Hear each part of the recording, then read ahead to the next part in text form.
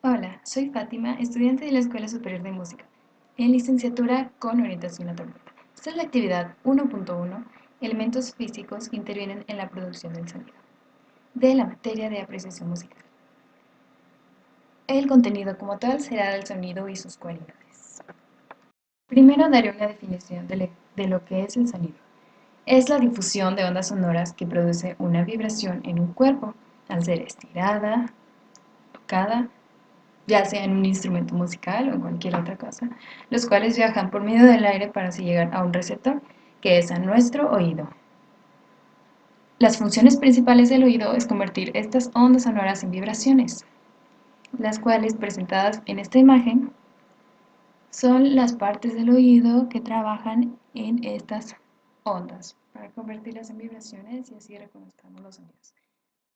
Para entender mejor cómo funcionan estas vibraciones, hablaré de las propiedades del sonido.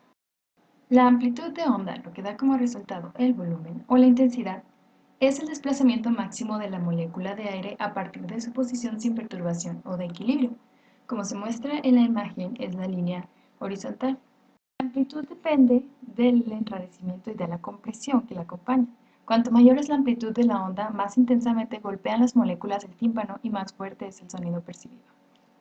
La longitud de la onda es la distancia real que recorre una perturbación en un determinado intervalo de tiempo que transcurre entre dos puntos consecutivos equivalentes de una propiedad física en la onda. Como se muestra en la imagen, desde el punto más alto, que es la cresta, hasta el próximo punto, el que es equivalente. No hay que confundir la longitud con el periodo, ya que el periodo es el tiempo que transcurre entre la emisión de dos ondas consecutivas y la longitud es la distancia que se recorre. Y así el periodo es la emisión de dos ondas consecutivas desde que inicia una vibración hasta que vuelve a la posición inicial. Frecuencia, lo que conocemos como tono o altura de sonido, es el número de oscilaciones de la partícula vibrante por segundo y se mide en Hz. Aquí, como observamos en la imagen, fueron 3 oscilaciones en un segundo, la que la frecuencia es el número de oscilaciones sobre el tiempo. Una onda, mientras más movimiento tenga, mientras más oscilaciones, es más agudo, que es la onda de frecuencia alta, y mientras menos onda de frecuencia baja, el sonido es más grave.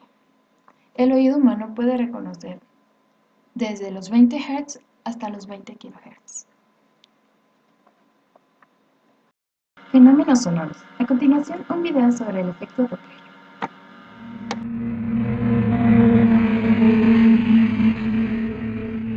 Si repetimos la secuencia anterior, advertiremos que cuando vemos acercarse el coche, oímos un sonido cada vez más agudo. Cuando se aleja es cada vez más grave. ¿Por qué?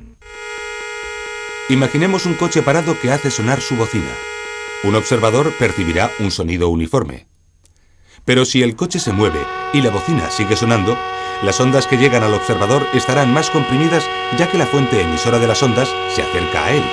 Es decir, habrá aumentado la frecuencia y por tanto percibirá un sonido más agudo. En cambio, si el coche se aleja, las ondas estarán cada vez más separadas y para un observador situado detrás del coche habrá disminuido la frecuencia y el sonido será más grave. Este cambio de frecuencia, debido al movimiento percibido por el observador, se llama efecto Doppler. Algunos mecanismos para abrir puertas de forma automática son una aplicación del efecto Doppler. La reverberación es el fenómeno acústico de reflexión que se produce en un recinto cuando un frente de onda o campo directo incide contra las paredes, suelo y techo del mismo. El conjunto de dichas reflexiones constituye lo que se denomina campo reverberante. En un recinto cerrado, formado por superficies parcialmente reflectantes, presenta un sonido directo, que es el que llega de la fuente al observador, y un sonido reflejado, que es el que llega al observador después de rebotar. Esto es la reverberación.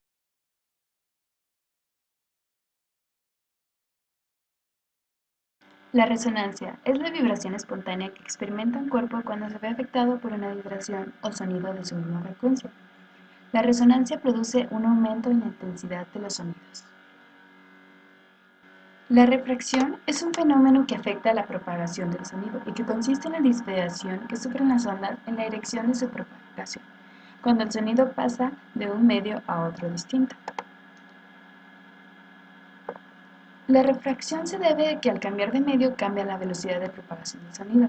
También puede producirse dentro de un mismo medio cuando las características de este no son homogéneas. Por ejemplo, cuando de un punto a otro de un medio aumenta o disminuye la temperatura.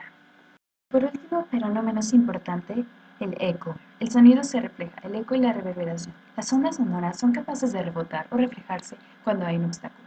Esta reflexión de la onda da lugar al eco y a la reverberación. Para lograr el eco es necesario como mínimo 17 metros de distancia. Cuando hay un eco se escucha un sonido de forma repetida y parece que nos responden desde enfrente. Con este trabajo reconocí de una manera más extensa lo que conforma el sonido, la importancia en que tiene sus cualidades, el por qué tiene esas cualidades, entre otras cosas. Me sirvieron bastante los fenómenos sonoros, ya que yo desconocía a qué se debían.